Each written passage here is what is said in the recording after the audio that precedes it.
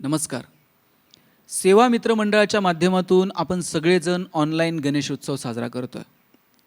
या निमित्तानं वेगवेगळ्या विषयांवरती तुमच्याशी संवाद साधता येतोय. आपल्या सगळ्यांची धडपड सुखासाठी आहे, आनंदासाठी आहे, जगणं सुंदर व्हावं यासाठी आहे. मग जगणं सुंदर करण्याचा कोणता फॉर्म्युला आहे, कोणता पासवर्ड आहे, किंवा मेडिकलमध्ये अशा कोणत्या टॅबलेट मिळतात की ज्यानं जगणं सुंदर होऊ जाईल, किंवा कॉस्मेटिक प्रॉडक्ट्समध्ये असं काय आहे की जे आपलं जगणं सुंदर करून टाकेल? असं नाही आहे खरं तर. वरवरच्या कोणत्याही प्रोडक्टनं जगणं सुंदर होत नाही. त्यासाठी आपण आनंदी असावं, त्यासाठी आपण सुखी असावं, समाधानी असावं आणि सुखाच्या, समाधानाच्या, आनंदाच्या छोट्या छोट्या मोजक्या जागा आपल्याला टिपकागदासारख्या टिपून घेता यायला हव्यात. मी वडिलांना विचारलं की जगणं सुंदर कधी होईल? त्यांनी सांगितलं, एक काम कर, अशा लोकांची यादी कर की ज्यांनी तुला आत्तापर्यंत मदत केली आहे. मग मी शोधायला लागलो, अशी कोणती लोकं आहेत की ज्यांनी आपल्याला मदत केली आहे. शाळेत असताना कुणीतरी पेन दिला होता, कुणीतरी सायकलवरती शाळेपर्यंत सोडलेलं होतं, फी भरण्यासाठी कुणीतरी मदत केलेली होती.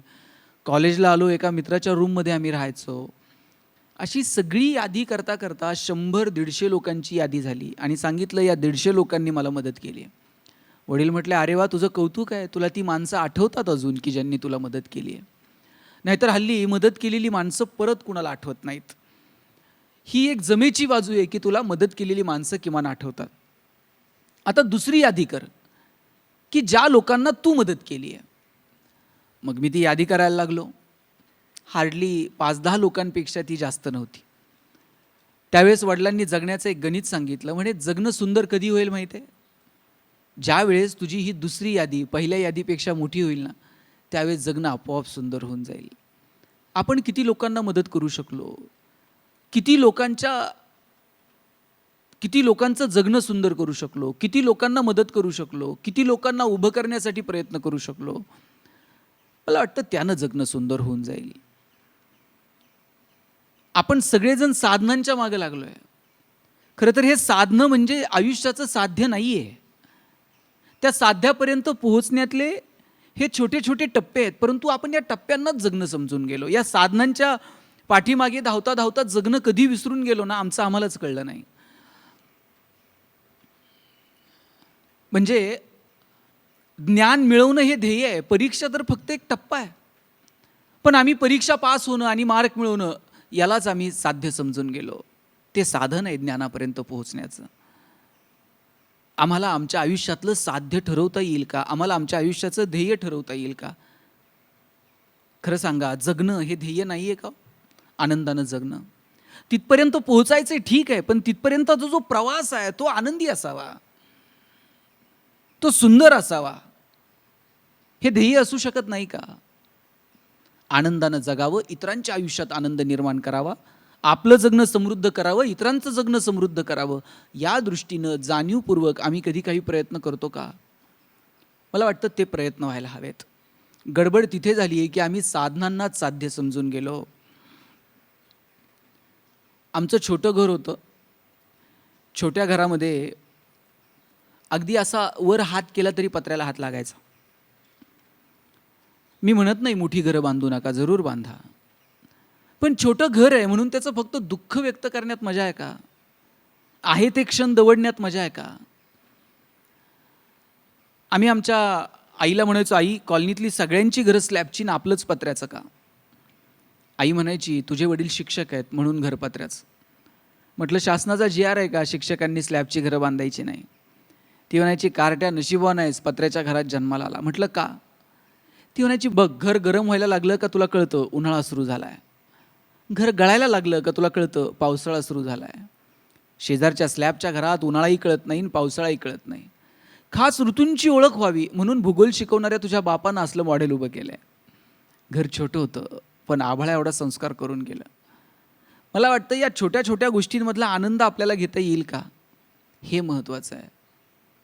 साधनांच्या पाठीमागं धावता धावता त्या गोष्टींचा आनंद घेणंच आम्ही विसरून गेलो. आमच्या गावामध्ये एकानं खूप मोठं घर बांधलं, 4 कोटी रुपये खर्च करून. सगळ्या लोकांना पूजेला जेवायला बोलवलं, सगळे लोक यायचे, कौतुक करायचे, ह्याला छान वाटत होतं. पण तितक्यात कुणीतरी जाताना म्हटलं, अरे ही दिशा चुकली, ह्याचा दिवसभरातला सगळा आनंद विरून गेला. झालंय काय माहिती आहे की आपला आनंदसुद्धा इतरांच्या क्रियाप्रतिक्रियांवरती अवलंबून व्हायला लागला. खरं तर आनंद ही आपली आपली एक गोष्ट आहे, पण आपल्याविषयी कोण काय बोलतं, काय समज करून घेतं, याच्यावरती आपला आनंद आता डिपेंड आहे. 4 कोटी रुपये खर्च करून बंगला बांधला, सगळ्यांना बोलवलं, गावातले एक महाराज होते, ते महाराजही आले, महाराजांनाही बोलवलं. महाराजांना पहिला मजला दाखवला, दुसरा मजला दाखवला, तिसरा मजला दाखवला, चौथ्या मजल्यावरती घेऊन गेला. चौथ्या मजल्यावरती एक मोठा जगाचा नकाशा लावलेला होता. आणि मग महाराजांना म्हटलं, महाराज इथे जगाचा अरे बापरे, म्हणे जगाचा नकाशा लावलायस, काय काय इथे? त्याला इथे अमेरिका आहे, इथं इंग्लंड आहे, इथे ऑस्ट्रेलिया आहे, इथे भारत आहे. म्हटलं आणि महाराष्ट्र? म्हटलं महाराज जगाचा नकाशा आहे, महाराष्ट्र हा छोटासा इथे महाराष्ट्र आहे. आणि मग नगर जिल्हा, आता महाराष्ट्रच एवढा दिसतोय, नगर जिल्हा हा इथे असला पाहिजे. आणि म्हटले मग तुझं गाव? म्हटलं आता नगर जिल्हाच एवढासा दिसतोय, गाव कुठून दाखवायचं? आणि म्हटले मग तुझा 4 कोटीचा बंगला कुठं दिसतोय का बघ. म्हटलं महाराज काय चेष्टा करता, माझा बंगला कुठं जगाच्या नकाशात दिसत असतो का? महाराजांनी त्याच्या पाठीवर थाप मारली आणि सांगितलं, राजा जगाच्या नकाशात जी गोष्ट कधीच दिसणार नाही, ती कमवण्यासाठी आयुष्य वाया घातलं की. गाडी बंगला जगाच्या नकाशात दिसत नाही. तुम्ही निर्माण केलेली तुमच्या गरजेपुरती असणारी ही तुटपुंजी साधनं जगाच्या नकाशात नाही दिसत. जगाच्या नकाशात दिसतं ते तुमचं काम, आणि तेही तुम्ही समाजासाठी काय योगदान दिलं ते जगाच्या नकाशात दिसतं. म्हणून आनंदी व्हायचं असेल, जगणं समृद्ध करायचं असेल ना, आपण आपल्या आपल्या धुंदीत जगता जगता इतरांचं जगणं कसं सुंदर करता येईल ना, यासाठी प्रयत्न करायला हवेत. इतरांच्या मदतीसाठी आपल्याला धावून जाता येईल का? कुणाच्या डोळ्यातले अश्रू आपल्याला पुसता येतील का? मला वाटतं याच्यावरती लक्ष द्यायला हवं. साधनं आणि साधनांचा अट्टहास याच्यापासून थोडंसं दूर जाता येईल का? मला वाटतं हे ठरवायला हवं. ज्या दिवशी आपल्याला आपल्या जगण्याचं ध्येय सापडेल, त्या दिवशी आपलं जगणं सुंदर होऊन जाईल. म्हणून छोट्या छोट्या गोष्टींचा आनंद घ्या, मस्त जगा. हे आयुष्य परत कधीच मिळणार नाही आहे. मी एक पुस्तक लिहिलं सुख नावाचं, त्याच्यावर एक वाक्य लिहिलं होतं, no once more, no retake for any moment, so please keep smiling. आयुष्याच्या चित्रपटाला रिटेक नाही, आयुष्याच्या गाण्याला वन्स मोर नाही. तुम्हाला वाटलं माझं बोलणं पुढे ढकलता येणार नाही, वाटलं घरी गेल्यानंतर परत ऐकावं, परत ऐकता येणार नाही. आयुष्याचा कोणताही क्षण पुढे ढकलता येत नाही आणि आयुष्याचा कोणताही क्षण रिव्हर्स करून बघता येत नाही. आयुष्यातले छोटे छोटे जे क्षण आहेत ना, ते आनंदानं जगता आले पाहिजेत. एकदा श्वास थांबला ना, मग सगळं संपलं. मग कुणाला मदत करता येत नाही, कुणासाठी धावून जाता येत नाही, कुणाचे अश्रू पुसता येत नाहीत, कुणाच्या पाठीवरती कौतुकानं थाप मारता येत नाही. हे सगळं कुठपर्यंत? जोपर्यंत श्वास सुरू आहे तोपर्यंत. श्वास थांबला की सगळं संपून जातं. अहो नावसुद्धा संपतं. हॉस्पिटलपर्यंत पासून तर घरी येईपर्यंत मग लोक म्हणतात बॉडी कुठपर्यंत आली बघा. नावानं सुद्धा कोणी हाक मारत नाही. आपल्या नावाची बॉडी होऊन जाते. ती बॉडी व्हायच्या आत जगून घ्या, मस्त जगा. आयुष्यात हे क्षण परत कधीच मिळणारे नाही आहेत. लहान मुलासारखं आपल्याला बागडता आलं पाहिजे. आपल्या घरातल्या लहान लेकरांसोबत मनमुराद खेळता आलं पाहिजे. एक माणूस होता कायम गंभीर, कधीच हसला नाही. त्याला विचारलं तू गंभीर का असतो, हसत का नाहीस? तो म्हटला गंभीर असल्याचे काही फायदे आहेत. म्हटला का? म्हटला गंभीर असलं ना, एकतर बायको काही वेगळी कामं सांगत नाही. म्हटलं अहो आपण थोडं हसून बोललं की बायको लगेच म्हणते चला साडी आणता का, नवीन साडी घ्याल का? आपण थोडं पोराशी हसून बोललं का, ते लगेच खिशात हात घालताय, पप्पा चॉकलेटला पैसे आहेत का? अरे आयुष्यातल्या या छोट्या छोट्या गोष्टी त्यातली मजा घेण्याऐवजी कुणी आपल्याकडे काही हट्ट करू नये म्हणून जर आपण गंभीर राहणार असू तर काय म्हणावं या जगण्याला. आणि माणसालाच हसता येतं. जनावरांना हसता येतं का? जनावरांना नाही हसता येत, फक्त माणसाला हसता येतं. माणसाला हसण्याची कला भगवंतानं दिली आहे. म्हणून हसा, इतरांचं जगणं सुंदर कसं होईल याच्यासाठी भरभरून प्रयत्न करा. दुःख कुणाच्या वाट्याला नाही आहेत. जगात असा एकही माणूस नाही की ज्याच्या वाट्याला दुःख नाहीत. अहो भगवंताला दुःख चुकली नाहीत, साधू संतांना दुःख चुकली नाहीत, मग त्यांनी जगणं सोडलं का? ज्ञानोबांवरती म्हणजे ज्ञानोबांना इंद्रायणीमध्ये आंघोळीला गेले तर लोकांनी आंघोळ करू दिली नाही.